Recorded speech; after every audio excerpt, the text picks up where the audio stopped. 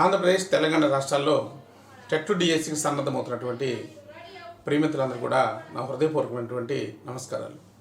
నేను మీ doctor JSP Rayudu. ప్రియమైన మిత్రులారా, మనం ఈరోజు క్లాస్లో మరి నూతనంగా మనం అంతకుముందు క్లాసెస్లో మనం గ్రాండ్ టెస్ట్ సిరీస్ని 50 గ్రాండ్ టెస్ట్ సిరీస్ని ప్రారంభించాం. దాని గురించినటువంటి 29 గ్రాండ్ టెస్టులు మనం సక్సెస్ఫుల్గా కంప్లీట్ అవ్వడం జరిగింది. మరి రిమైనింగ్ ఉన్నటువంటి 21 గ్రాండ్ టెస్ట్ని కూడా మీకు టెట్ ఎగ్జామ్ లోపు తెలంగాణ వాళ్ళకైతే, అలాగే అదే మరి ఏపీ వాళ్ళకి మే మంత్లో మ్యాక్సిమం ఈ month ending May first week లోపు ఈ మిగతా గ్రాండ్ టెస్ట్లన్నింటి కూడా కంప్లీట్ చేయడానికి ప్రయత్నం చేస్తాను ఫ్రెండ్స్. మరి ఇంకొక నూతనమైన ప్రయత్నం చేసింది ఏంటంటే, మరి మీ అందరికి కూడా మరి చాప్టర్ వైజ్గా సబ్జెక్ట్ అవగాహన పెంపొందించుకోవడం కోసం చాప్టర్ వైజ్గా కొన్ని టెస్టులని మనం ఫ్రేమ్ చేయడం అనేది జరిగింది. ఆ టెస్టులను కూడా అనాలిసిస్ చేస్తాం. మరి త్వరలో మీ అందరికి కూడా ఒక లైవ్ క్లాసెస్ కూడా ఏర్పాటు చేయడానికి నేను ప్రయత్నం చేస్తాను ఫ్రెండ్స్. మరి ఈ విధంగా మన ఛానల్ని ఆదరిస్తున్నటువంటి మీ అందరికి కూడా ప్రత్యేకమైనటువంటి ధన్యవాదాలు తెలియజేస్తున్నాను. మరి ఈ యొక్క వీడియోని మొదటిసారి చూస్తున్న వాళ్ళు ఎవరైతే మన ఛానల్ని సబ్స్క్రైబ్ చేసుకోండి, షేర్ చేయండి, లైక్ చేయండి. ఎందుకంటే మీరు షేర్ చేయడం ద్వారా, లైక్ చేయడం ద్వారా, మరి సబ్స్క్రైబ్ చేసుకోవడం ద్వారా ఈ యొక్క ఛానల్ అనేది ఎక్కువ మందికి యాక్సెస్ కావడానికి, ఈ యొక్క నాలెడ్జ్ ఎక్కువ మందికి రావడానికి వాళ్ళు యూజ్ చేసుకోవడానికి ఉపయోగపడుతుంది ఫ్రెండ్స్. మరి ఈరోజు క్లాస్లో మనం చేసినటువంటి మొదటి ప్రయత్నం ఏంటంటే, మరి చాప్టర్ 8 టెస్టులని మనం స్టార్ట్ చేయడం జరిగింది. ఇది సెకండ్ చాప్టర్లో ఉన్నటువంటి ఒక టెస్ట్ని మీకు పరిచయం చేస్తున్నాం ఫ్రెండ్స్. ఈ విధంగా ప్రతి చాప్టర్లో కూడా కొన్ని టెస్టులని మీకు అందిస్తూ ఉంటాను. మరి వాటి యొక్క పూర్వాపరాలను మీరు అర్థం చేసుకొని, అవగాహన చేసుకొని ఎగ్జామినేషన్లో మంచిగా ఆన్సర్ చేస్తారని చెప్పేసి మనస్ఫూర్తిగా కోరుతున్నాం ఫ్రెండ్స్. రైట్ ఫ్రెండ్స్, క్లాసులోకి వెళ్దాం.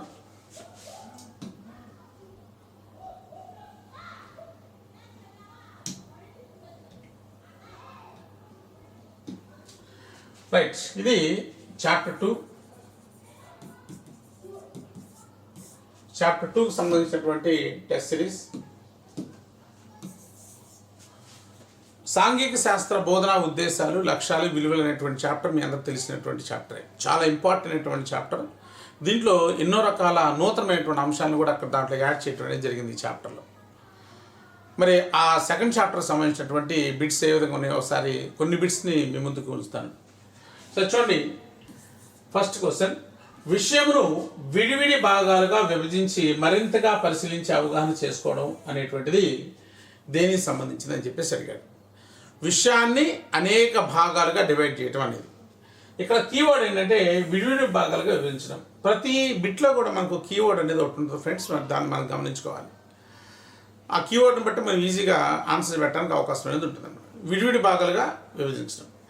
ఏదైనా విడివిడి భాగాలుగా విభజిస్తే సంబంధిత అంశాన్ని అనేక భాగాలుగా విభజించి అధ్యయనం చేస్తే దాన్ని విశ్లేషణ అని చెప్పేసి అంటాం అన్నమాట. సో కాబట్టి ఇక్కడ చూడండి, సంశ్లేషణ, విశ్లేషణ, మూల్యాంకనం, వ్యక్తీకరణ అని చెప్పేసి అన్నాడు. దీన్ని విశ్లేషణ అని చెప్పేసి అంటాం. విశ్లేషణ అంటే విడివిడిగా అధ్యయనం చేయడం. విడివిడిగా అధ్యయనం చేసిన వాటిని కలిపి చెప్తే దాన్ని సంశ్లేషణ అని చెప్పేసి అంటాం. ఈ అధ్యయనం చేసిన విషయం మీద ఒక నిర్ణయం తీసుకుంటే దాన్ని మూల్యాంకనం అని చెప్పేసి అంటాం. ఓకే, సంబంధిత విషయాన్ని మనం వ్యక్తీకరణ చేయగలిగితే దాన్ని వ్యక్తీకరణ అని చెప్పేసి అంటాం. ఇదంతా కూడా మనకు బ్లూమ్స్ టాక్సానమీలో చాలా చక్కగా చెప్పుకోవడం అనేది జరిగింది ఫ్రెండ్స్. దాన్ని గమనించాలి మనం. రైట్, నెక్స్ట్ రెండో క్వశ్చన్ చూద్దాం. అండర్సన్ క్రాత్వోల్ వర్గీకరణ ప్రకారం ఈ కింది వాటిలో విశ్లేషించడం అనే అంశానికి సంబంధించినది ఏంటి అని చెప్పేసి అడిగాడు. మరి అండర్సన్ క్రాత్వోల్ వర్గీకరణ ఎందుకు జరిగింది? మరి 1956లో బ్లూమ్స్ ఈ యొక్క జ్ఞాతరంగంలో పరిశోధన చేసిన తర్వాత ఈ జ్ఞానపరంగంలో ఉన్నటువంటి అంశాలు ఏదైతే ఉన్నాయో, జ్ఞానము, అవగాహన, వినియోగము, విశ్లేషణ, సంశ్లేషణ, మూల్యాంకనం అనేటువంటి 6 అంశాలని మరి బ్లూమ్స్ ఫ్రేమ్ చేయడం అనేది జరిగింది. మరి అయితే ఈ యొక్క 6 అంశాలు వాటికి సంబంధించిన స్పష్టీకరణ కూడా ఏర్పాటు చేశారు. వాటిని ఇప్పటిదాకా మనం ఇంప్లిమెంటేషన్ చేస్తూ ఉన్నాం. అయితే 2001లో మరి అండర్సన్ క్రాత్వోల్ అనేటువంటి వాళ్ళు ఈ యొక్క 21వ శతాబ్దికి అనుగుణంగా మరి యొక్క బోధనా లక్ష్యాలు అంటే ఏదైతే బ్లూమ్స్ ఏర్పాటు చేశారో ఈ బోధనా లక్ష్యాలు సరిగా లేవని చెప్పేసి వాళ్ళు గ్రహించి మరి ఈ 2001లో a taxonomy for learning, teaching and assessing అనేటువంటి బుక్ని వాళ్ళు ఫార్మేషన్ చేయడం జరిగింది. దీంట్లో మరి సవరించినటువంటి బ్లూమ్స్ వర్గీకరణకి సంబంధించినటువంటి విషయాల్ని దాంట్లో పొందుపరచడం జరిగింది. మరి దాంట్లో వాళ్ళు ప్రధానంగా 6 విషయాల గురించి డిస్కస్ చేశారు. ఓకే, గుర్తు తెచ్చుకోవడం, అవగాహన పొందడం, అలాగే వినియోగించుకోవడం అనేటువంటి అంశం, విశ్లేషణ, మూల్యాంకనం, సృజించడం అనేటువంటి అంశాలను చెప్పారు. ముఖ్యంగా 6 అంశం సృజించడం అనే దాన్ని కొత్తగా చెప్పడం అనేది జరిగింది ఫ్రెండ్స్. అయితే దీంట్లో మరి ఈ యొక్క బ్లూమ్స్ చెప్పినటువంటి లక్ష్యాలకి దానికి సంబంధించినటువంటి అంశాలకి, అండర్స్టాండ్ కాథోల్ చెప్పినటువంటి అంశాలకి దానికి సంబంధించిన అంశాల మధ్య కొంత వేరియేషన్ అనేది ఉంది. దాన్ని మన టెక్స్ట్ బుక్లో కూడా పర్టికల్ ఇవ్వడం జరిగింది. తప్పనిసరిగా ఈ యొక్క అండర్స్టాండ్ కాథోల్కి ఇక్కడ నుంచి ఒక ఏరియా నుంచి ఒక బిట్ అవడానికి అవకాశం ఉంది ఎగ్జామినేషన్లో. చాలా జాగ్రత్త గుర్తుపెట్టుకోవాలి.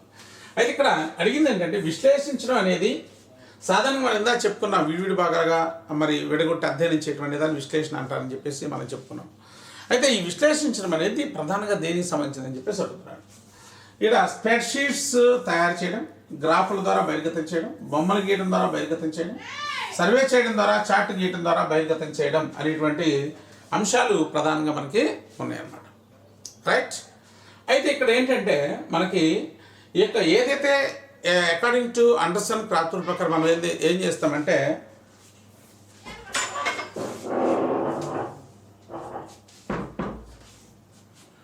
ఈ అండర్స్టాండ్ కాథోల్ వర్గీకరణ ప్రకారం మనం ఏం చేస్తామంటే ఈ విశ్లేషించడం అనేటువంటి అంశాల్లో మనం ప్రధానంగా తీసుకున్నట్లయితే విద్యార్థి సంబంధిత అంశాన్ని అనాలిసిస్ చేసిన తర్వాత ఏదైతే విషయాన్ని విద్యార్థి గ్రహించాడో వాటిని స్ప్రెడ్షీట్స్ ద్వారా మరి స్ప్రెడ్షీట్స్ ఏర్పాటు చేయడం, సంబంధిత అంశాన్ని తెలియజేయడం, అలాగే సంబంధిత అంశాన్ని గ్రాఫుల ద్వారా బహిర్గతం చేయడం, అలాగే సంబంధిత అంశాన్ని బొమ్మలు గీయడం ద్వారా బహిర్గతం చేయడం, అలాగే సర్వే చేయడం ద్వారా, చార్ట్ గీయడం ద్వారా బహిర్గతం. ఇవన్నీ కూడా దేనికి సంబంధించిన అంశాలంటే ఇవన్నీ కూడా విశ్లేషణకు సంబంధించినటువంటి అంశాలు.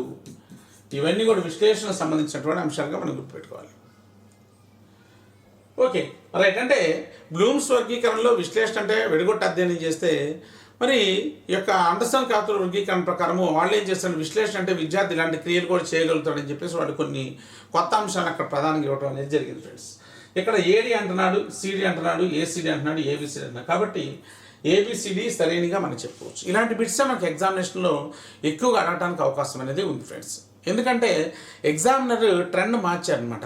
ఓకే, కాంప్రహెన్సివ్గా సబ్జెక్ట్ నాలెడ్జ్ని ఎవరైతే ఎక్కువ గెయిన్ చేస్తున్నటువంటి విషయం మీద ఫోకస్ చేస్తూ ఇలాంటి బిట్స్ అడుగుతున్నాడు. వాటి మీద మనం చాలా జాగ్రత్తగా చూడాలి ఫ్రెండ్స్.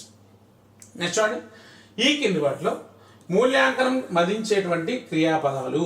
మూల్యాంకనం మదించేటువంటి క్రియాపదాలు ఇది దేనికి సంబంధించిందంటే బ్లూమ్స్ వర్గీకరణ ప్రకారం మనం మూల్యాంకనం అంటే ఏంటి అనే దానికి సంబంధించినటువంటి విషయాన్ని ఇక్కడ తీసుకుంటాం. ఆ పదాలు కొన్ని ఇచ్చాడు. అంచనా వేయుట, తీర్పు చెప్పుట, నిర్ణయించుట, ఎన్నుకొనుట, ముగించుట, కొలుచుట, విలువ చెప్పుట, వెలకట్టుట, మూల్యాంకనం చేయట, రాబట్ట, ఇవన్నీ కూడా కొన్ని క్రియాపదాలు. విద్యార్థి మూల్యాంకనం అంటే ఒక అంశం సంబంధించి ఒక నిర్ణయం తీసుకోవడానికి సంబంధించినటువంటి క్రియాపదాలు ఇవన్నీ కూడా. అంటే ఇలాంటి యాక్టివిటీస్ అనేది విద్యార్థి చేయగలిగినట్లయితే అతను మూల్యాంకనం చేసినట్టుగా చెప్పవచ్చు అనమాట. సో ఇవన్నీ క్రియాపదాలు ఏదైతే మనం చెప్పుకుంటాం, అంచనా వేయట, తీర్పు చెప్పుట, నిర్ణయించుట, ఎన్నుకుంటా, ముగించుట, కొలుచుట, విలువ చెప్పుట, వెలగట్టుట, మూల్యాంకనం చేయట, రాబట్టుట, ఇవన్నీ కూడా ఏదైతే ఉన్నాయో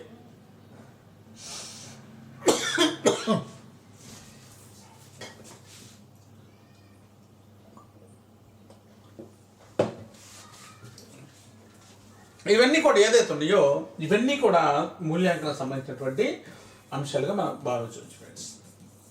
మూల్యాంకనం సంబంధించినటువంటి అంశాలుగా మనం ఇక్కడ ఆప్షన్స్ మనం చూద్దాం. ఆప్షన్స్లో మనం తీసుకున్నట్లయితే ఇక్కడ సిడి, ఏబిసి, ఏసిడి, ఏబిసిడి అని చెప్పేసి ఇవన్నీ కూడా ఏబిసిడి అనేది అన్నీ కూడా సత్యమైనటువంటి పదాలు. ఇవన్నీ కూడా మూల్యాంకనానికి సంబంధించినటువంటి క్రియాపదాలుగా మనం చెప్పుకోవచ్చు అనమాట. నెక్స్ట్ 4వ చూద్దాం. ఈ కింది వాటిని జతపరచండి. ఈ కింది బ్లూమ్స్ మరియు అండర్సన్ కాథోల్ వర్గీకరణలో ఉన్నటువంటి లక్ష్యాలని వేరువేరు ఇవ్వడం జరిగింది. చాలా ఇంపార్టెంట్ ఏరియా అనమాట ఇది. సెకండ్ చాప్టర్లో సాంఘిక శాస్త్ర బోధన ఉద్దేశాలు, లక్ష్యాలు, విలువలు, విద్యా ప్రమాణాలు, ఇవన్నీ వీటిలో కనీసం 5 నుంచి 6 బిట్లు రావడానికి అవకాశం ఉంది అనమాట. 5 నుంచి 6 బిట్లు రావడానికి అవకాశం ఉంది. చాలా ఇంపార్టెంట్ ఏరియా, మెథడాలజీకి హార్ట్ వంటి టాపిక్ అని చెప్పేసి మనం చెప్తూ ఉండొచ్చు అనమాట. రైట్. ఇక్కడ చూడండి, జ్ఞానము, అవగాహన, వ్యక్తీకరణ, విశ్లేషణ, సంశ్లేషణ, మూల్యాంకనం అంటే ఒక పక్క బ్లూమ్స్ సంబంధించినటువంటి లక్ష్యాలను ఇవ్వడం జరిగింది. ఇంకో పక్క అవగాహన, వ్యక్తపరచడం, గుర్తు తెచ్చుకుంటాం, మూల్యాంకనం చేయడం, సూచించడం, విశ్లేషణ. అంటే ఇవి మరి ఏ విధంగా దానికి సంబంధించి ఏ విధంగా కన్వర్ట్ అయినాయి. ఇప్పుడు బ్లూమ్స్ ఏం చెప్పాడు, అండర్స్టాండ్ ఏం చెప్పాడు దానికి సంబంధించినటువంటి విషయాన్ని ఇక్కడ ఇవ్వటం జరిగింది. జ్ఞానము అంటే ఇక్కడ గుర్తు తెచ్చుకునుట, సో A3. నెక్స్ట్ అవగాహన అంటే అవగాహనే B1. నెక్స్ట్ వ్యక్తీకరణ అంటే వ్యక్తపరచుట C2. నెక్స్ట్ అలాగే విశ్లేషణ అంటే ఇక్కడ ఆల్రెడీ ఉంది విశ్లేషించుట D6. నెక్స్ట్ సంశ్లేషణ అంటే సంశ్లేషణ అనేదాన్ని మనం తీసుకున్నట్టు మూల్యాంకనం చేయటం అన్నాడు. సంశ్లేషణ ఏమన్నాడు? మూల్యాంకనం చేయడం అని చెప్పేసి అన్నాడు. అంటే E4. నెక్స్ట్ మూల్యాంకనం అనే స్థానంలో ఏం పెట్టాడంటే సృజించుట అనేదాన్ని పెట్టాడు అనమాట. F5 చూడండి. A3 B1. ఇక్కడ A3 అన్నాడు కాబట్టి ఫస్ట్ వీటిలోనే మనం చూసుకోవాలి. ఇవన్నీ కూడా రాంగ్ అనమాట.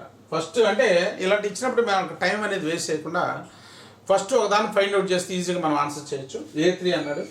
తర్వాత B1 C2 అన్నాడు. B1 C2 అన్నీ కరెక్ట్గానే ఉన్నాయి. B1 C2 D6 కూడా కరెక్ట్గానే ఉంది. ఇక్కడ D4 అన్నాడు. E4 F5. సో ఇది ఆన్సర్ ఏ కరెక్ట్. ఈ మూడు రాంగ్ ఆన్సర్స్ అనమాట. ఓకేనా? ఇది అండర్సన్ కాథోర్ వర్గీకరణకు సంబంధించి బ్లూమ్స్ టాక్సానమీలో ఏ లక్ష్యాలు చెప్పారో, అండర్సన్ వర్గీకరణలో ఏ లక్ష్యాలు చెప్పారో దానికి సంబంధించినటువంటి బిట్స్ అన్నమాట. ఒక యూనిట్ని బోధించిన తర్వాత విద్యార్థి నుండి ఆశించిన నిర్దిష్టమైన ప్రవర్తన రూపంలో వ్యక్తం చేయబడేవే లక్ష్యాలు అని చెప్పేసి ఎవరు చెప్పారు? ఇక్కడ ఏంటి? డి రోమే అనేటువంటిది డెఫినేషన్ అనమాట. సెకండ్ చాప్టర్లో సంబంధించినటువంటి డెఫినేషన్స్. మరి ఇక్కడ మనం ప్రధానంగా తీసుకుంటే ఆర్న్స్టీన్ అండ్ హాకిన్స్ అనేటువంటి వాళ్ళు కూడా ఈ యొక్క లక్ష్యాలకు సంబంధించిన విషయాలు చెప్పడం జరిగిందనమాట. ఉపాధ్యాయులు, విద్యార్థులు, సాధారణ ప్రజలు తమకు తాము ఏం చేయదలుచుకున్నారో వాటిని తెలిపేటువంటి సుస్పష్టమైనటువంటి ప్రకటనని లక్ష్యాలు అంటారని చెప్పేసి ఆర్న్స్టీన్ హాకిన్స్ అనేటువంటి విద్యావేత్తలు కూడా తెలియజేయడం జరిగింది. ఇది హాకిన్స్, ఇది కూడా మన సెకండ్ చాప్టర్లో ఇచ్చినటువంటి డెఫినేషనే. ఆల్బర్ట్ ఇది కరికులంలో వస్తాడు. ముర్రే వీళ్ళందరూ కూడా కరికులంలో రావడం అనేది జరుగుతుంది అనమాట. కరికులం సంబంధించిన డెఫినేషన్స్ ఇవన్నీ కూడా. కాబట్టి ఈ రెండు తప్పనిసరిగా మన డెఫినేషన్స్లో కనీసం ఒక 2 బిట్లు డెఫినేషన్స్లో అడిగేటువంటి అవకాశం కూడా ఉంది. కాబట్టి అన్ని చాప్టర్స్ ఉన్నటువంటి డెఫినేషన్స్ని కొద్దిగా సంపూర్తిగా మనం అర్థం చేసుకోవాలి ఫ్రెండ్స్. నెక్స్ట్ సాధారణ ప్రకటన రూపంలో ఉండి మనం చేసే పనులకు అవసరమైన రూపాన్ని దిశని ఇవ్వగలుగుతాయి అని అన్నాడు. దిశానిర్దేశం అన్నాడు. ఇక్కడ దిశానిర్దేశం అంటే ఇట్ మీన్స్ డైరెక్షన్. ఏంటండి? డైరెక్షన్. విద్యా విధానంలో మనకి డైరెక్షన్ ఇచ్చేటువంటివి ఏంటంటే ఉద్దేశాలు లేక ఆశయాలు అని చెప్పేసి అంటాం అన్నమాట. వీటిని మనం సాధారణ లక్ష్యాలని కూడా చెప్తాం. ఉద్దేశాలకు అనేక పేర్లు ఉన్నాయి. అంతకుముందు కూడా మనం డిస్కస్ చేసుకోవడం జరిగింది ఫ్రెండ్స్. అనేక రకాల పేర్లను డిస్కస్ చేసుకోవడం జరిగింది. ఏంటి? ఫస్ట్ ఉద్దేశాలు అంటారు, తర్వాత ఆశయాలు అంటారు, నెక్స్ట్ సాధారణ లక్ష్యాలు అంటారు, సాధారణ ఉద్దేశాలు అంటారు, సాధారణ ఆశయాలు అంటారు, నెక్స్ట్ విద్యా లక్ష్యాలు అంటారు. చూడండి, ఇవన్నీ కూడా మనకి ఉద్దేశాలకు ఉన్నటువంటి ఇతర పేర్లు అంటారు. జాగ్రత్త చూడండి. ఉద్దేశాలు, ఆశయాలు, సాధారణ లక్ష్యాలు, సాధారణ ఉద్దేశాలు, సాధారణ ఆశయాలు, ఓకేనా, విద్యా లక్ష్యాలు, ఇవన్నీ కూడా ఉద్దేశాలకు ఉన్నటువంటి ప్రధానమైనటువంటి పదాలు. వీటిని ఇంగ్లీష్లో ఎయిమ్స్ అని చెప్పేసి అంటారు అనమాట. అందుకే జాన్ డ్యూయి అంటాడు, ఉద్దేశం అనేది ఎప్పుడూ మన కళ్ళ ముందు కనిపిస్తూ మనకు దిశానిర్దేశం చేస్తూ మనం చేసే ప్రతి పని ప్రభావితం చేస్తూ మన ముందుకు నడిపిస్తుందని చెప్పేసి జాన్ డ్యూయి చెప్పడం జరిగింది అనమాట. అక్కడ ఉపయోగించాడు దిశానిర్దేశం చేస్తే. ఇక్కడ కూడా ఉన్నాడు. సాధారణ ప్రకటన రూపంలో ఉండి మనం చేసే పనులకు అవసరమైన రూపాన్ని దిశని ఇవ్వగలుగుతాయి ఏంటి అని చెప్పేసి అడిగాడు అనమాట. ఓకే, ఇప్పుడు చూడండి, గమ్యాల, ఉద్దేశాల, లక్ష్యాల స్పష్టీకరణ అని చెప్పేసి అన్నాడు. ఉద్దేశాలు ఇలా ఉంటాయి అనమాట. ఉద్దేశాలు అందుకే ఇక్కడ చూడండి, సాధారణ అనేటువంటి పదం కూడా ఇక్కడ వచ్చేసింది అనమాట. ఇక్కడ మనకి ఇందాక మనం చెప్పుకున్నట్టుగా జాన్ డ్యూయి చెప్పినట్టుగా ఉద్దేశం అనేది ఎప్పుడు మన కళ్ళ ముందు కనిపిస్తూ మనకు దిశానిర్దేశం చేస్తూ మనం చేసే ప్రతి పనిని, ఇక్కడ కూడా పని అన్నాడు, మనం చేసే పనులకు అవసరమైన రూపాన్ని దిశనిస్తాయని చెప్పేసి చెప్పారు. కాబట్టి ఇది ఉద్దేశం అనమాట. నెక్స్ట్ గమ్యాలు అంటే ఏంటి? గమ్యం అంటే ఓకే, మనం అంతిమంగా సాధించాల్సినటువంటి అంశాన్ని మనం గమ్యం అని చెప్పేసి అంటాం. దీన్ని ఇంగ్లీష్లో గోల్ అని చెప్పేసి అంటాం అనమాట. చాలామందికి ఈ యొక్క గమ్యం, ఉద్దేశం, లక్ష్యాల స్పష్టీకరణకు సంబంధించి మనకు అకాడమిక్ బుక్లో కూడా కొద్దిగా క్లారిఫికేషన్ తప్పుగా ఉందన్నమాట. ఆ విషయాలు మనం గమనించాలి. మనకి మ్యాథ్స్ మెథడాలజీ, తెలుగు మెథడాలజీ లాంటివి తీసుకుంటే మనకి ఇచ్చినటువంటి ప్యాటర్న్ ఏంటంటే గమ్యము, ఉద్దేశము, లక్ష్యము, స్పష్టీకరణ ఇలాంటి ప్యాటర్న్ ఇవ్వడం అనేది జరిగింది ఫ్రెండ్స్. కాబట్టి ఆ విషయాలు మనం గమనించుకోవాలి. ఓకే, అందుకే జేకే సూద్ అన్నాడు, అంతిమ లక్ష్యం కలిగి అతి విశాలమైన గమ్యాలు అయితే వాటి నుంచి ఉద్భవించిన ఉద్దేశాలు గాను, వాటి నుంచి ఉద్భవించిన లక్ష్యాలు గాను, వాటి నుంచి ఉద్భవించిన స్పష్టీకరణగా ఉంటాయని చెప్పేసి ఓకే జేకే సూద్ అనేటువంటి విద్యావేత్త చెప్పడం జరిగింది. ఇది మ్యాథ్స్ మెథడాలజీలో ఉన్నటువంటి డెఫినేషన్ అనమాట. ఓకేనా. కాబట్టి ఈ యొక్క గమ్యాలు ఉద్దేశాలు అనేవి సబ్జెక్ట్కి మారవండి, అన్నింటికీ ఒకే విధంగా ఉంటాయి. ఆ విషయాన్ని మనం గమనించుకోవాలి. Right friends. సో కాబట్టి ఇక్కడ మరి లక్ష్యాలు ఏంటి? లక్ష్యాలు అనేవి ఉపాధ్యాయుడి బోధనలో నిర్ధారించుకోవాల్సినటువంటి అంశాలు. వీటిని లక్ష్యాలు అని చెప్పేసి అంటే బోధన లక్ష్యాలు, జ్ఞానం, అవగాహన, వినియోగం ఇలాంటివన్నీ కూడా. స్పష్టీకరణ అంటే అందుకే లక్ష్యాలు అనేవి చాలా జాగ్రత్తగా అర్థం చేసుకోవాలి. లక్ష్యాలు అనేవి ఆలోచనలు అయితే స్పష్టీకరణలు క్రియలుగా ఉంటాయి. జాగ్రత్తగా పెట్టుకోవాలి. స్పష్టీకరణలు క్రియలుగా ఉంటాయి. లక్ష్యాలు అనేవి ఆలోచనలు అయితే స్పష్టీకరణలు, లక్ష్యాలు అనేవి ఆలోచనలు అయితే స్పష్టీకరణలు క్రియలుగా ఉంటాయి. జాగ్రత్తగా గుర్తు చేసుకో ఫ్రెండ్స్. ఓకేనా. అంటే స్పష్టీకరణ అనేది దేనికి సంబంధించింది? ఇది విద్యార్థికి సంబంధించింది, ఇది ఉపాధ్యాయుడికి సంబంధించింది, ఇది విద్యావేత్తలు. ఈ రెండు కూడా విద్యావేత్తలు ఒక దేశ విద్యా విధానం కోసం తయారు చేసేటువంటి అంశాలు అన్నమాట. Right friends. ఇవి ఒక పెద్ద కాన్సెప్ట్. ఇదంతా కూడా చాలా జాగ్రత్తగా అర్థం చేసుకోవాలి. అలా అర్థం చేసుకున్నప్పుడు మాత్రమే ఇలాంటి బిట్స్ మనం బిట్స్ పెట్టడానికి అవకాశం అనేది ఉంటుంది ఫ్రెండ్స్. సరే, దీనికి ఆన్సర్ ఏంటంటే ఉద్దేశాలు లేక ఆశయాలు అని చెప్పేసి అంటారు అన్నమాట. నెక్స్ట్ ఇక్కడ చూడండి, ఇక్కడ ఇచ్చాడు, ఈ కింది వాటిలో ఆశయాలకు సంబంధించని అంశం ఏది? ఆశయాలకు సంబంధించని అంశం ఏది అని చెప్పేసి అడిగాడు. ఇలాగ అడుగుతుంటారు బిట్స్ అన్ని కూడా. ఇలాగ ఎప్పుడైతే మనం ఇలాంటి బిట్స్ మనం ఎక్కువగా ప్రాక్టీస్ చేస్తామో, ఎక్కువగా స్టడీ చేస్తామో, ఎప్పుడైతే ఎక్కువ డౌట్స్ వచ్చినప్పుడు, మీకు ఎప్పుడైనా ఏ డౌట్స్ వచ్చినప్పుడు కూడా నాకు కాల్ చేయండి. తప్పనిసరిగా నేను మీకు ప్రాపర్గా మీకు క్లారిఫికేషన్ ఇవ్వడానికి నేను ప్రయత్నం చేస్తాను. ఓకేనా. సో మరి ఇక్కడ ఇలాంటివి అడుగుతూ ఉంటాడు బిట్స్ అని కూడా చూడండి. ఆశయాలు శాశ్వత విలువలుగా కలిగి ఉంటాయి అన్నాడు. నెక్స్ట్ ఆశయాలు తప్పక సాధించవచ్చు అని చెప్పేసి అన్నాడు. ఆశయాలు విశాల దృక్పథాన్ని కలిగి ఉంటాయి అన్నాడు. ఆశయాలు విద్యా విధానంలో మార్గదర్శక సూత్రాలు అన్నాడు. ఆశయాలు ఆదర్శాలుగా ఉంటాయని చెప్పేసి అన్నాడు. ఓకేనా. రైట్. సో కాబట్టి ఆశయాలు శాశ్వతలు కలిగి ఉంటాయనేది కరెక్టే. ఆశయాల పరంగా అందరినీ చెప్పుకున్నాం. ఇక్కడ ఏమన్నాడు? ఆశయాలన్న ఉద్దేశాలన్న రెండు ఒకటే. ఇది కరెక్ట్. ఆశయాలు తప్పక సాధించవచ్చు అనేది తప్పమ్మా. తప్పక సాధించవచ్చు అనేది లేదు. మన ఉద్దేశాలకు సంబంధించి మనం చెప్పుకుంటే దాదాపు ఒక 20 పాయింట్స్ దాకా చెప్పాం. ఓకే, ఉద్దేశాలు అనేవి సాధించవచ్చు, సాధించలేకపోవచ్చు అని చెప్పేసి చెప్పడం జరిగింది. కాబట్టి ఇక్కడ సాధించవచ్చు అన్నాడు. సాధించవచ్చు అనేవి లక్ష్యాలు సాధించవచ్చు, ఉద్దేశాలను సాధించవచ్చు, సాధించలేదు. Maybe may not be. Okay, కాబట్టి ఇది తప్పు అన్నమాట. సంబంధించిన అంశం అన్నాడు. నెక్స్ట్ ఆశయాలు విశాల దృక్పథాన్ని కలిగి ఉంటాయి, అందుకే కరెక్టే. ఆశయాలు, లక్ష్యాలు, స్పష్టీకరణలు, గమ్యాలు ఇట్లా మనం చెప్పుకోవచ్చు. ఆశయాలు విద్యా విధానంలో మార్గదర్శక సూత్రాలు ఇందాక మనం చెప్పుకున్నాం. ఆశయాలు ఆదర్శాలుగా ఉంటాయి. చూడండి, ఇక్కడ మనకి ఇది కరెక్టే ఉంది, ఇది కరెక్టే ఉంది, ఇది కరెక్టే ఉంది, ఇది కరెక్టే ఉంది. కాబట్టి బి అనేది కరెక్ట్ లేదనమాట. బి మాత్రమే కరెక్ట్ లేదు. సంబంధించిన అంశం ఏంటంటే బి అనేది కరెక్ట్ లేదనమాట. ఈ ఆశయాలని వాటిని ఒక దేశ విద్యా విధానం ప్రకారం, విద్యాతత్వం ప్రకారం విద్యావేత్తలు, తత్వవేత్తలు వీటిని రూపొందించడం జరుగుతుంది. ఇవి విద్యా విధానంలో మార్గదర్శక సూత్రాలుగా ఉంటాయి, ఆదర్శాలుగా ఉంటాయి, శాశ్వత విలువలుగా ఉంటాయి, సాధారణ ప్రకటనలుగా ఉంటాయి, దిశానిర్దేశం చేస్తూ ఉంటాయి. వీటికి అనుగుణంగానే కరికులం ఫార్మేషన్ చేస్తారు. వీటిని బేస్ చేసుకునే సిలబస్ని ఫార్మేషన్ చేయడం జరుగుతుంది. ఓకేనా. ఇవన్నీ కూడా వీటిని సాధించడం అనేది సాధించవచ్చు, లేక సాధించలేకపోవచ్చు. ఓకే, ఆశయాలు సాధించాలంటే మన లక్ష్యాలను సాధించాలి. లక్ష్యాలు సాధించాలంటే స్పష్టీకరణ సాధించాలి. ఓకే, స్పష్టీకరణ సాధించాలంటే ఉపాధ్యాయుడు లక్ష్యాల ఆధారంగా బోధన చేసి విద్యార్థులు ఆశించిన ప్రవర్తన మార్పులు తీసుకొచ్చినప్పుడు మాత్రమే ఇవన్నీ కూడా సాధ్యం కావడానికి అవకాశం అనేది ఉంది ఫ్రెండ్స్. నెక్స్ట్, విద్యార్థుల్లో పౌరసత్వ విలువను పెంచడం అనేది ఏంటి అన్నాడు. విద్యార్థుల్లో పౌరసత్వ విలువను పెంచడం అనేది ఏంటి? ఇలాంటి బిట్టే గత డిఎస్లు కూడా అడగడం జరిగింది. గమ్యమా, ఉద్దేశమా, లక్ష్యమా, స్పష్టీకరణ. ఎలా గుర్తుపెట్టుకోవాలి? ఓకేనా. ఎలా వస్తాయి ఈ ఉద్దేశాలు? అందుకే అన్నాడు ఉద్దేశాలు అనేవి ఒక కాయిన్ మనం తీసుకుంటే ఒకవైపు విలువలు, ఇంకోవైపు ఉద్దేశాలు. ఉద్దేశాలే విలువలు, విలువలే ఉద్దేశాలు. విలువల నుంచే ఉద్దేశాలు ఫార్మేషన్ అవుతాయి.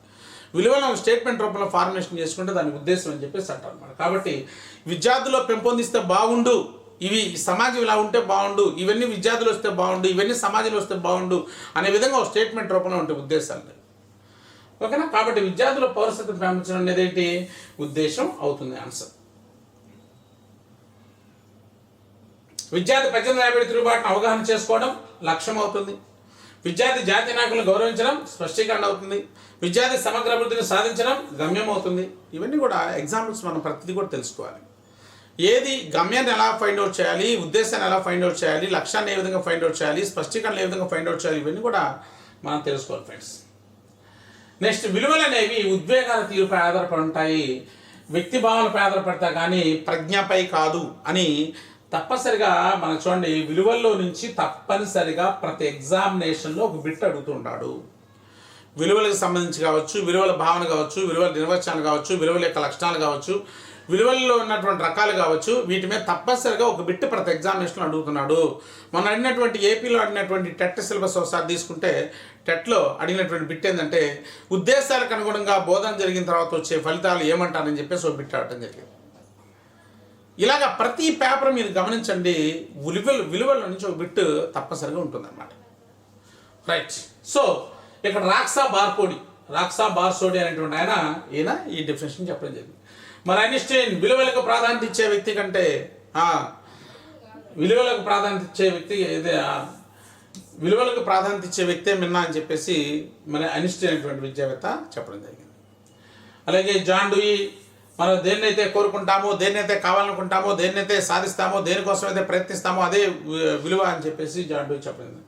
సమాజంలో ఎక్కువ మంది ఆచరించేటువంటి ఆదర్శాలు, నమ్మకాలు, విలువలు అని చెప్పేసి కానీ అనేటువంటి ఆయన చెప్పడం జరిగింది. ఓకేనా. సో ఇవన్నీ కూడా విలువలకు సంబంధించినటువంటి డెఫినేషన్స్ అనమాట. కాబట్టి ఇది రాక్పా బార్సోడి అనేది దీనికి సంబంధించిన డెఫినేషన్.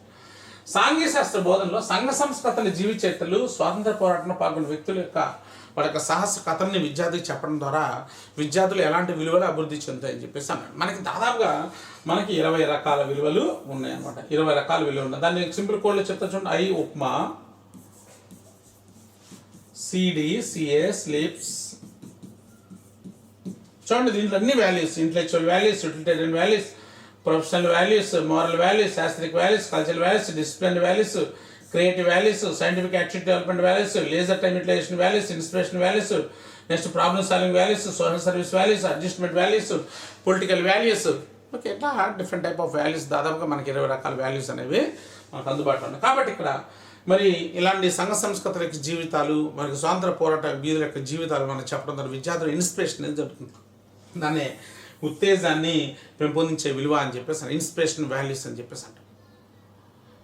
విద్యార్థులకి అంబేద్కర్ జీవిత చరిత్ర చెప్పడం ద్వారా విద్యార్థులు ఎలాంటి వాల్యూస్ డెవలప్ అవుతాయి? ఇన్స్పిరేషన్ వాల్యూస్ డెవలప్ చేస్తారు. విద్యార్థులకు అంబేద్కర్, అబ్రహాం లింకన్ యొక్క జీవిత చరిత్ర చెప్పడం ద్వారా, అలాగే మనకి అబ్దుల్ కలాం గారి జీవిత చరిత్ర చెప్పడం ద్వారా ఈ విద్యార్థులు ఇన్స్పిరేషన్ వాల్యూస్ డెవలప్ అవుతాయి. మోరల్ వాల్యూస్ అంటే ఏంటి? మంచి చెడుకు సంబంధించినటువంటి భావనలు మోరల్ వాల్యూస్. అలాగే విద్యార్థి నేర్చుకున్న విషయాల్ని మరి స్పష్టంగా చెప్పగలిగితే దాన్ని వివరణాత్మక విలువలు అని చెప్పేసి అంటారు. ఎక్స్ప్లెనేటరీ వాల్యూస్ అని చెప్పేసి అంటారు. నెక్స్ట్ అలా మనోవైజ్ఞానిక విలువలు అంటే విద్యార్థుల్లో మరి మనిషి పరంగా ఏదైతే ఉద్యోగ వికాసం కానీ ఇట్లాంటివన్నీ కూడా ఏదైతే జరుగుతాయో ఇవన్నీ కూడా మనోవైజ్ఞానిక విలువలుగా మనం చెప్పుకోవచ్చు అనమాట. అభిరుచులు ఇవన్నీ కూడా. నెక్స్ట్ ఈ కింది వాటిలో నైతిక విలువలకు పెంపొందించే అంశాలకు సంబంధం లేదు అన్నాడు. నైతిక విలువలకు పెంపొందించే అంశాలకు సంబంధం లేదు. ఇక్కడ విలువలను 3 బిట్లు మనం చెప్పుకున్నాం. ఇక్కడ చూడండి, చట్టాలపై నమ్మకాన్ని, గౌరవాన్ని కలిగి ఉండటం, పన్నులు సకాలంలో చెల్లించడం, ప్రకృతిని అందాన్ని ఆస్వాదించడం, నూతన విషయాల పట్ల జిజ్ఞాస కలిగి ఉండటం, ఉపాధ్యాయ వృత్తిని స్వీకరించాలనుకోవడం. ఉపాధ్యాయ వృత్తిని స్వీకరించాలనుకోవడం అనేది ప్రొఫెషనల్ వాల్యూ అవుతుంది. నూతన విషయాల పట్ల జిజ్ఞాస కలిగి ఉండటం అనేది ఇంటలెక్చువల్ వాల్యూస్ అవుతుంది. ప్రకృతిలో అందాన్ని ఆస్వాదించడం అనేది నెక్స్ట్ యాస్థెటిక్ వాల్యూ అవుతుంది, అంటే సౌందర్యాత్మక విలువ అవుతుంది. ఇవన్నీ కూడా A, B అనేవి కరెక్ట్గా ఉన్నాయి. మోరల్ వాల్యూస్ సంబంధించి మోరల్ వాల్యూస్ అనేది తన అంతరాత్మను, తన అంతర్గతాన్ని చూసుకోవడమే నైతికత అని చెప్పేసి అన్నమాట. అందుకే సార్ రాధాకృష్ణ గారు అంటారు, ఓకే యొక్క విద్యార్థులు మోరల్ వాల్యూస్ అనే వాటిని ఇంకల్కేట్ చేసినట్టయితే మరి విద్యార్థులు ఓకే యొక్క అనుభవముల్ని మానవ కళ్యాణం కోసం ఉపయోగించేవాళ్ళు అని చెప్పేసి చెప్పడం జరిగింది. మానవ వినాశానికి కాకుండా మానవ కళ్యాణం కోసం ఉపయోగించేవాళ్ళని చెప్పేసి సర్వేపల్లి రాధాకృష్ణ గారు ఇక మోరల్ వాల్యూస్ గురించి చక్కని డెఫినేషన్ ఇవ్వడం అనేది జరిగింది. కాబట్టి విద్యార్థులు మనం బోధన ద్వారా విద్యార్థులు మనం ఏం చేయాలంటే ఈ మోరల్ వాల్యూస్ అనే వాటిని ఇంకల్కేట్ చేయడం మన ప్రయత్నం చేయాలి ఫ్రెండ్స్. కాబట్టి ఇక్కడ AB అనేది మాత్రమే కరెక్ట్గా ఉన్నాయి. ఇవన్నీ కూడా వేరు విలువలకు సంబంధించి ఉన్నాయి. ఇలాగ అడుగుతారు అనమాట. నెక్స్ట్ ACE, BDE, AB మాత్రమే అన్నాడు. సో కాబట్టి ఆన్సర్ వచ్చేకి AB మాత్రమే. నెక్స్ట్ చూడండి, ఇవి విస్తృత పరిధి కలిగి ఉండి పాఠశాల పరిధిని దాటి ఉంటాయి. ఇవి విషయాన్ని బట్టి మారవు. ఇక్కడ కొన్ని క్లూస్ ఇచ్చాడు, ఇక్కడ 3 క్లూస్ ఇచ్చాడు. విస్తృత పరిధి కలిగి ఉంటాయి అన్నాడు, నెక్స్ట్ పాఠశాల పరిధిని దాటి ఉంటాయి అన్నాడు, అలాగే విషయాన్ని బట్టి మారవు అని చెప్పేసి అన్నాడు. విషయాన్ని బట్టి మారనివి ఉద్దేశాలు, విషయాన్ని బట్టి మారనివి ఉద్దేశాలు, గమ్యాలు. విషయాన్ని బట్టి మారవి. పాఠశాల పరిధి దాటి ఉండేవి ఉద్దేశాలు, విస్తృతమైన పరిధి కలిగి ఉండేవి ఉద్దేశాలు. ఇక్కడ ఏమన్నాడు? ప్రవర్తన లక్ష్యాల, సాధారణ లక్ష్యాల, బోధన లక్ష్యాల, నిర్దిష్ట లక్ష్యాలు. ఈ లక్ష్యాలకు సంబంధించి ఒక అవగాహన ఉండాలి మనకి.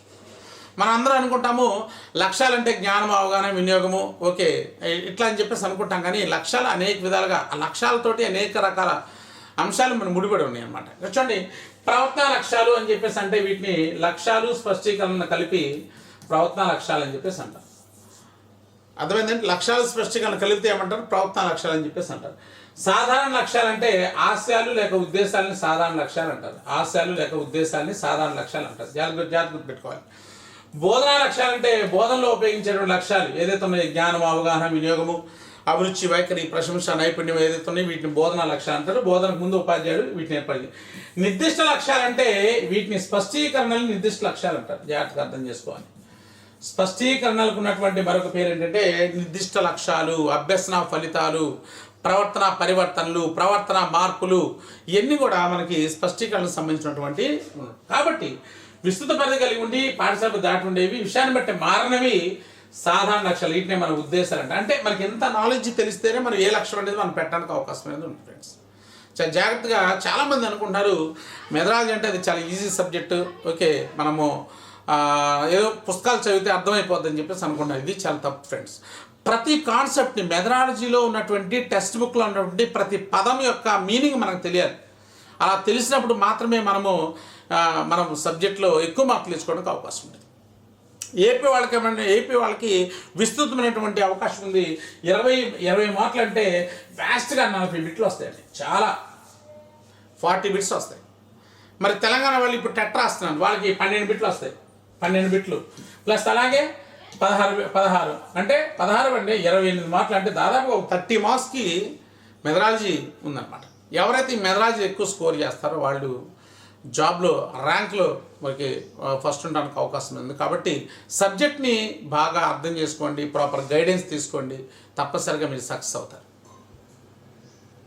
ఓకేనండి, ఆల్రెడీ డేట్స్ అనౌన్స్ చేశారు. మరి ఏపీ వాళ్ళకి ఎలక్షన్ తర్వాత డేట్స్ ఇవ్వడానికి అవకాశం ఉంది.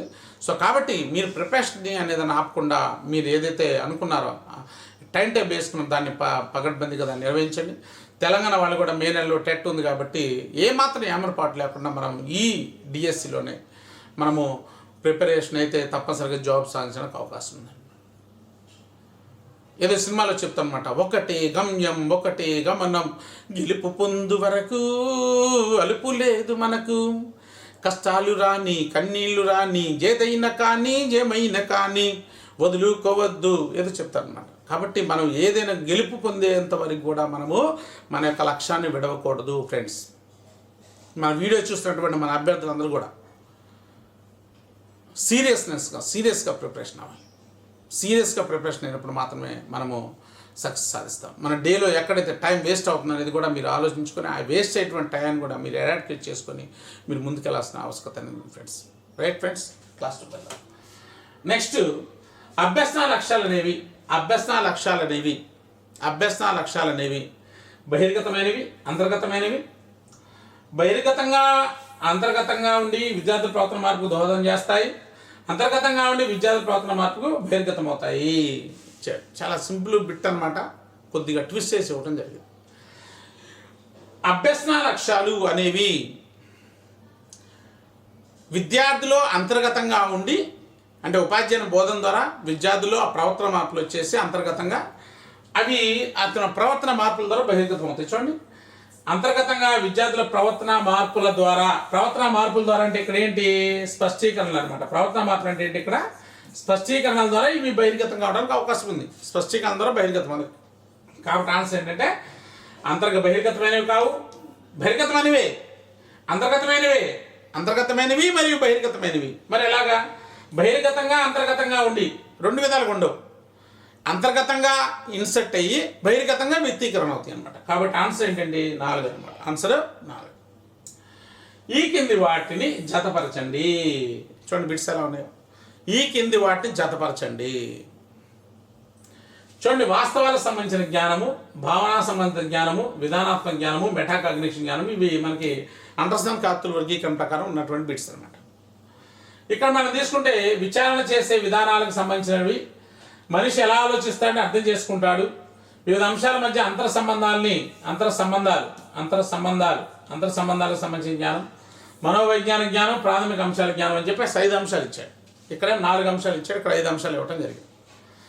రైట్, ఇక్కడ మనం తీసుకుంటే వాస్తవాలకు సంబంధించిన జ్ఞానం, భావనా సంబంధిత జ్ఞానం. ఓకే, దీన్నే మనం కాన్సెప్చువల్ నాలెడ్జ్ అంటాం. కాన్సెప్చువల్ నాలెడ్జ్, వాస్తవాలకు సంబంధించిన జ్ఞానం, ఇది జనరల్ నాలెడ్జ్ అనమాట. General knowledge. భావనా సంబంధించిన జ్ఞానం conceptual knowledge, procedural knowledge, metacognition knowledge. 4 రకాల అంశాలు ఉన్నాయి. వాస్తవాలకు సంబంధించిన జ్ఞానం ఏంటంటే ప్రాథమిక అంశాలకు సంబంధించిన జ్ఞానం. అంటే వాస్తవాలకు సంబంధించిన జ్ఞానం అనేది ఏంటంటే జ్ఞానానికి సంబంధించిన అంశాలు అనమాట. ఏదైతే జ్ఞానంలో మనం గుర్తిస్తాడు అనేటువంటి అంశాలు, ఏదైతే నిర్వచనాలు, సంవత్సరాలు, ఓకే, తేదీలు, వ్యక్తులు, విడుదలు, సంఘటనలు, ఓకే, ఇలాంటి విషయాల గురించినటువంటి జ్ఞానాన్ని మన వాస్తవాలకు సంబంధించిన జ్ఞానం అని చెప్పేసి మనం చెప్తాం. తర్వాత భావనా సంబంధిత జ్ఞానం అంటే ఒక భావాన్ని అర్థం చేసుకోవాలంటే వివిధ అంశాల మధ్య ఉన్నటువంటి సంబంధాన్ని మనం తెలుసుకోవాలి. దీన్ని భావనా సంబంధించిన జ్ఞానం అని చెప్పేసి అంటాం. కాబట్టి ఇది 2B3 అనమాట. B3, అలాగే ఏ వచ్చేసరికి నెక్స్ట్ A5B3 విధానాత్మక జ్ఞానం. ఆ విధానాత్మక జ్ఞానం అంటే ఎలా విచారణ చేసే విధానాలు. ప్రొసీజరల్ నాలెడ్జ్ అంటే ఏదైనా ఒక దాన్ని ఎలా మనం ఫ్రేమ్ చేస్తున్నాం, ఎలా ప్రయోగం ఎలా చేస్తున్నాం, ఇలా దానికి సంబంధించినటువంటి జ్ఞానాన్ని విధానాత్మక జ్ఞానం అని చెప్పేసి అంటాం అన్నమాట. సో కాబట్టి విధానాత్మక జ్ఞానానికి సంబంధించి ఒకటి అనమాట. So C1. నెక్స్ట్ మెటాకాగ్నిషన్, ఒక మనిషి ఎలా ఆలోచిస్తాడు, ఇలాంటి వాటికి సంబంధించిన జ్ఞానాన్ని మెటాకాగ్నిషన్ అని చెప్పి. D2. చూడండి, ఇలాంటి ఆప్షన్ ఏముంది, A5B3 ఇక్కడ ఉన్నాయి. నెక్స్ట్ C1 ఇక్కడ ఉంది. సో కాబట్టి ఇది ఆన్సర్. సో 2 ఆన్సర్ అవుతుంది అనమాట. ఇది చాలా ఇంపార్టెంట్ ఫ్రెండ్స్. అండర్స్టాండ్ కార్తుల వర్గీకరణ గురించి చాలా జాగ్రత్తగా మనం నేర్చుకోవాలి. నెక్స్ట్ 15. తమ ప్రాంతంలో స్థానిక సంస్థల హక్కులు, అక్కడ లభించే వనరుల పరిరక్షణ, సద్వినియోగం, ఇలాంటి విషయాల గురించినటువంటి ఏ స్థాయి యొక్క లక్ష్యం అని చెప్పేసి అంటున్నాడు. ఇది మనకి ప్రాథమిక స్థాయి, ప్రాథమిక ఉన్నత, మాధ్యమిక. సో ఇది మాధ్యమిక స్థాయికి సంబంధించిన లక్ష్యంగా మనం చెప్పుకోవచ్చు ఫ్రెండ్స్. ఇట్లా లక్ష్యాలు అనేవి మనకి వివిధ స్థాయిల్లో వేరువేరుగా ఉన్నాయి. ప్రాథమిక స్థాయి, ప్రాథమిక ఉన్నత, మాధ్యమిక ఉన్నత స్థాయి. పేజీ నెంబర్ 60లో ఇచ్చిన 5.2 పటాన్ని పరిశీలిస్తూ, పటం అన్నాడు. ఇక్కడ గంగానది ఏ రాష్ట్రాల గుండా ప్రవేశిస్తుందో చెప్పండి అన్నాడు. పటాన్ని పరిశీలించు.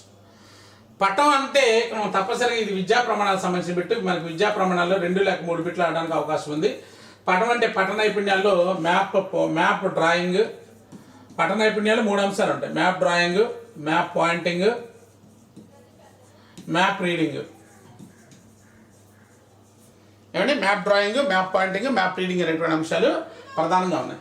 ఇక్కడ ఏమన్నాడు, పటాన్ని పరిశీలిస్తూ గంగానది ఏ రాష్ట్రాలు కూడా ప్రవేశిస్తుందో చెప్పండి. ఇది దేనికి సంబంధించింది? మ్యాప్ రీడింగ్ సంబంధించింది. మ్యాప్ రీడింగ్, పటాన్ని చదవటం. సో ఇది పట నైపుణ్యాలకు సంబంధించినటువంటి బిట్ అన్నమాట. విషయావగాహన అంటే ఏంటి? విద్యార్థి విషయాన్ని అవగాహన చేసుకోవడం అంటే వివరించడం, వర్ణించడం, వర్గీకరించడం, వ్యాఖ్యానించడం, ఓకే, ఇవన్నీ కూడా పదాలు విశ్లేషించడం, సంశ్లేషించడం, పరికల్పన తయారు చేయడం, ఓకే, ఇలాంటివన్నీ కూడా విషయావగాహనలో వస్తాయి. సమకాలీన అంశాల ప్రతిస్పందన. విద్యార్థి మనం చెప్పినటువంటి పాఠాన్ని మరి ప్రస్తున్నటువంటి అంశాలతోటి మనం విద్యార్థి తెలుసుకునే విధంగా, దానికి అలాంటి జ్ఞానం ఏదుందో తెలుసుకునే విధంగా మనం ప్రయత్నం అనేది చేయాలి. ప్రశంస మరియు అభినందన, ఇవన్నీ కూడా మన విద్యా ప్రమాణాల్లో చాలా క్లారిటీగా మనం చెప్పుకోవడం అనేది జరిగింది ఫ్రెండ్స్. కాబట్టి ఇది పట నైపుణ్యాలు. 17. Graph to questions, table to questions, text to table, ఇవంటి అంశాలు. ఇక్కడ టేబుల్ కానీ గ్రాఫ్ కానీ మనకు వచ్చిందంటే, టేబుల్ టు గ్రాఫ్, టేబుల్ కానీ గ్రాఫ్ కానీ మనకు వచ్చిందంటే, అది మనం గుర్తుపెట్టుకోవాలి, అది మనకి సమాచార సేకరణ నైపుణ్యాలు, క్రమపద్ధతులు అమర్చే నైపుణ్యాలకు సంబంధించింది అన్నమాట. టేబుల్ అంటే విద్యా ప్రమాణాల్లో ఇది ఒక విద్యా ప్రమాణం. మొత్తం 6 విద్యా ప్రమాణాలు ఉన్నాయి. విషయావగాహన, ఇచ్చిన అంశాలను చదివి అర్థం చేసుకుని వ్యాఖ్యానించడం, ఓకేనా, సమాచార సేకరణ నైపుణ్యాలు, సమకాలీన అంశాలపై ప్రతిస్పందన, పట నైపుణ్యాలు, ప్రశంస, అభినందన అనేటువంటి అంశాలు 6 ఉన్నాయి. దీంట్లో సమాచార సేకరణ నైపుణ్యాల కిందకు వస్తాయి. ఇచ్చిన అంశాన్ని చదివి అర్థం చేసుకుని వ్యాఖ్యానించడం అంటే ఏదైనా పారాగ్రాఫ్ ఇచ్చి దాని కింద క్వశ్చన్ ఇచ్చేసి పై పారాగ్రాఫ్ ద్వారా ఏమి గ్రహించావని చెప్పేసి అడుగుతాడు. ఇలాంటివన్నీ కూడా దానికి సంబంధించింది. ఓకే, పట నైపుణ్యాలు, విషయావగాహన దాంట్లో మనం చెప్పుకున్నాం. సమానత్వం ప్రధాన భావనగా 2 నినాదాలు రాయండి. నినాదాలు కీవర్డ్ అనమాట. నినాదాలు రాయండి. నినాదాలకు సంబంధించింది ఏంటంటే ప్రశంస, అభినందన అనే దానికి సంబంధించింది. ప్రశంస, అభినందన అనే దానికి సంబంధించింది. ఇది కూడా విద్యా ప్రమాణానికి సంబంధించింది. తప్పనిసరిగా ఇప్పుడు మనం డిస్కస్ చేస్తున్నటువంటి ఏరియా ఉద్దేశాలకు సంబంధించినటువంటి క్రిటికల్ ఏరియాని మనం డిస్కస్ చేస్తూ ఉన్నాం. ఒక కార్నర్ ఏరియా అనమాట. అంటే మనం పెద్దగా వీటి మీద ఫోకస్ చేయరు, కానీ వీటి మీద తప్పనిసరిగా ఎగ్జామినేషన్లో బిట్స్ అడిగే అవకాశం ఉందన్నమాట. విద్యా ప్రమాణాలు కావచ్చు, వాల్యూస్ కావచ్చు, ఉద్దేశాలు కావచ్చు. ఓకే, వాటికి సంబంధించినటువంటి ఇంపార్టెంట్ బిట్స్ని ఇక్కడ మనం డిస్కస్ చేస్తున్నాం ఫ్రెండ్స్. ఓకే, కాబట్టి ఇవన్నీ కూడా మనం క్లాస్లో చెప్పుకున్నటువంటి విషయాలు. ప్రశంస, అభినందన, నినాదాలు రాయటం కానీ, లేఖలు రాయటం కానీ, ఓకే, స్లోగన్స్ కావచ్చు, లేక ఎడిటర్స్ లేఖలు రాయటం కావచ్చు, ఎదురు వ్యక్తులను గౌరవించడం కావచ్చు, ప్రశంసించడం కావచ్చు. ఓకే, ఇలాంటివన్నీ కూడా పక్వాన్ని ప్రోత్సహించడం కావచ్చు. ఓకే, ఇలాంటివన్నీ కూడా మనకి ఆ ప్రశంస, అభినందన సంబంధించిన అంశాలుగా మనం చెప్పుకోవచ్చు. ఈ కింది వాటిలో వైఖరికి సంబంధించిన స్పష్టీకరణ ఏంటన్నారు. మన లక్ష్యాల స్పష్టీకరణలు ఉన్నాయి. మనకి ఏరియా లక్ష్యాలు మరియు స్పష్టీకరణలు మనం తీసుకుంటే, లక్ష్యాల స్పష్టీకరణ మనకు ప్రధానంగా 7,110 స్పష్టీకరణలు ఉన్నాయి. ఈ 7,110 స్పష్టీకరణలు రావాలి. చాలామంది తెలంగాణ అభ్యర్థులు అడుగుతున్నారు, ఇప్పుడు సార్ ప్రజెంట్ ఉన్నటువంటి బిఎడ్ టెక్స్ట్ బుక్ చదువుకుంటే సరిపోతుందని చెప్పేసి అడుగుతున్నారు. ఇప్పుడు ప్రజెంట్ ఉన్నటువంటి బిఎడ్ టెక్స్ట్ బుక్ అయితే మీకు ఈ బుక్ ఒక్కటి చదివితే సరిపోదండి. మనకేం చేస్తా అంటే new syllabus and old syllabus 2 mix చేసి, అంటే ఇలాంటి బుక్ ఇంకోటి కూడా చదువుకోవాలి. 2 మిక్స్ చేసి చదువుకోవాలి. ఓకే, ఇదేమో updated version, okay, basic version ఇంకోటి ఉంది. ఇదే లావులో ఉంటుంది అనమాట. దాదాపు 500 పేజీల దాకా ఉంటుంది. ఈ 2 బుక్స్ని మన కాంబినేషన్లో చదువుకోవాలి. చాలామంది అభ్యర్థులు ఫోన్ చేసి అడుగుతున్నారు అనమాట, సార్ ఇది ఒక్కటి చదువుకుంటే సరిపోతుందా? లేదు, ఇది ఒక్కటి చదువుకుంటే సరిపోదు. ఏపీ వాళ్ళకు కూడా ఇదే అంటున్నాడు, కానీ మన టెట్ బిట్స్ తీసుకుంటే చాలా బిట్స్ ఓల్డ్ సిలబస్ నుంచి ఆడటం జరిగింది. కాబట్టి బిట్ అనేది ఒక బోధనా పద్ధతులు అని అనుకోండి, ఏ బోధనా పద్ధతిని అడగొచ్చు. టీచింగ్ ఎయిడ్స్ అంటే ఏ టీచింగ్ అని అడగొచ్చు. కరికులం అంటే ఏదైనా అడగొచ్చు. ఉద్దేశ లక్ష్యం అంటే ఏదైనా అడగొచ్చు. పరిచయం అంటే ఏదైనా అడగొచ్చు. కాబట్టి మూల్యాంకనం అంటే మూల్యాంకనం నిర్వచనం అడగొచ్చు, పరికరాలు అడగొచ్చు, నెక్స్ట్ లక్ష్యం అడగొచ్చు, బ్లూ ప్రింట్ అడగొచ్చు, ఏదైనా. కాబట్టి మనము కేవలం ఇదొక్కటే మన ప్రామాణికం కాదనమాట. కాబట్టి మన 2 బుక్స్ని ఓల్డ్ అండ్ న్యూ సిలబస్ని ఎవరైతే కలిపి చదువుకుంటారో వాళ్ళు మరి ఎలాంటి బిట్ ఇచ్చినా కూడా మనం పెట్టడానికి అవకాశం అనేది ఉంది. కాబట్టి ఈ విషయాన్ని మనకు చాలామంది అభ్యర్థులు ఏ బుక్ చదవాలో అర్థం కావట్లేదు అనమాట. అర్థంగా చాలా కన్ఫ్యూజ్ అవుతున్నారు. కాబట్టి 2 బుక్స్ని మిక్స్ చేసి చదువుకోరండి. మీరు దీనికి సంబంధించి ప్రాపర్ గైడెన్స్ తీసుకుంటే మీరు తప్పనిసరిగా మీరు సక్సెస్ అవుతారు. నెక్స్ట్ ఇక్కడ చూడండి, వైఖరికి సంబంధించినటువంటి స్పష్టీకరణ ఏదన్నాడు. స్వదేశీ రాజులు అనేకత విద్యార్థి విమర్శించాడు. ఓ సమూహబంధ ప్రయోజన సూత్రాన్ని విద్యార్థి వివరించాడు. వివరించడం అనేది అవగాహన సంబంధించింది. దేనికి సంబంధించింది? అవగాహన సంబంధించింది. విద్యార్థి తాజ్మహల్ సందర్శించాడు. సందర్శించడం అనేది అభిరుచికి సంబంధించింది. విద్యార్థి అలెగ్జాండర్ ధనిశాసన కొనియాడటం అనేది ప్రశంసకు సంబంధించింది. విద్యార్థి ఏదైనా ఒక అంశానికి సంబంధించి విమర్శించడం కానీ, ఓకే, ఏదైనా క్రిటికల్గా మాట్లాడడం కానీ, ఓకే, ఇవన్నీ కూడా వైఖరిస్తాం. గౌరవించడం, విమర్శించడం, ఆ ప్రాధాన్యత ఇవ్వడం, అభిప్రాయం చెప్పడం, ఓకేనా, ఇలాంటివన్నీ కూడా మనకి వైఖరికి సంబంధించిన స్పష్టీకరణ అనమాట. చివరి చూసుకోండి, ఇంటర్నెట్ విపరీతంగా వాడటం వల్ల ఎదురయ్యే మోసాల గురించి విద్యార్థి తెలుసుకుని నిర్ణయాలు తీసుకోవడం, అనువర్తించడం, విశ్లేషించడం, మూల్యాంకనం చేయడం, ఏదైనా నిర్ణయం తీసుకోవడం అనేది మూల్యాంకనం చేయడానికి సంబంధించింది అనమాట. నిర్ణయాలు తీసుకోవడం అనేది డెసిషన్ మేకింగ్ సంబంధించింది, అవి మూల్యాంకనం సంబంధించింది అనమాట. సరే ఫ్రెండ్స్, ఇవి మనకి సృజించడం లేదంటే ఇది అండర్సన్ కాతో వర్గీకరణలో చివరిది అనమాట. సృజించడం, క్రియేషన్, ప్రణాళిక, సృష్టించడం. 2 రకాల అంశాలు ఉంటాయి దీంట్లో. ఓకే, సో ఇవన్నీ కూడా మనం డిస్కస్ చేసుకునే విషయాలు. ఇవి మనకి సెకండ్ చాప్టర్లో కొన్ని అనమాట. కొన్ని ఇలాంటి చాప్టర్ వైజ్గా బిట్స్ కొన్ని చేస్తూ ఉంటాను. అలాగే గ్రాండ్ టెస్ట్లు కొన్ని చేస్తుంటాను. మన target 50 grand test plus 5 grand test.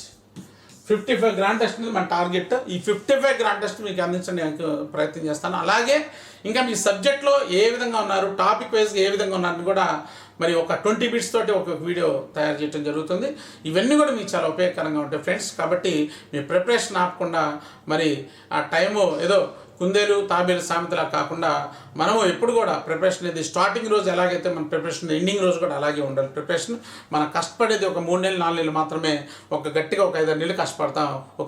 6 నెలలు కష్టపడితే 60 సంవత్సరాలు సుఖంగా ఉండడానికి అవకాశం ఉంది ఫ్రెండ్స్. కాబట్టి మీరు మరి ఈ యొక్క ప్రిపరేషన్ విధానంలో నేను చెప్పేటువంటి బిట్స్ అనేవి మీ యొక్క అవగాహనకి ఉపయోగపడతాయని చెప్పేసి అనుకుంటున్నాను. మీరు సబ్జెక్ట్ ఎంతమేరకు అవగాహన చేసుకున్నారో ఈ బిట్స్ ఉపయోగపడతాయని చెప్పేసి నేను భావిస్తాను ఫ్రెండ్స్. మరి ఈ ఛానల్ మొదటగా చూసేవాళ్ళు ఎవరైతే సబ్స్క్రైబ్ చేసుకోండి. ఇలాంటి వీడియోస్ మీకు ఎన్నో నేను ఇవ్వడానికి ప్రయత్నం చేస్తాను friends. Thank you friends, thank you. ఇంకొక వీడియోలో మళ్ళీ ఒకసారి కలుద్దాం. Thank you, good bye.